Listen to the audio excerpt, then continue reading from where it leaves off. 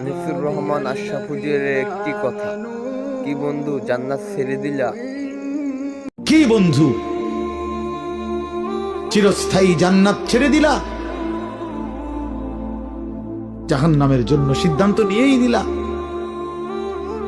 এই নারী, এই ছবি, এই উলঙ্গ দৃশ্য, এই জিনা, এই ব্যভিচার, খোদার কসম ধীরে ধীরে তোমার জাহান্নামের দিকেই নিয়ে যায়। নুআল্লিহি মা তাওয়াল্লা ওয়া নুসলিহি জাহান্নাম। আল্লাহ বলছে, যে বান্দা আমার রাসূলের বিরুদ্ধাচরণ করবে এবং আমার ঈমানদার বান্দারা যে পথে চলে তার উল্টো পথে চলবে, আল্লাহ বলেন আমি তাকে সেই উল্টো পথেই চালাবো এবং একদিন সত্যি সত্যি আমি তারে জাহান্নামে ফেলে দেব। খোদার কসম, এটা কোরআন শরীফের আয়াত।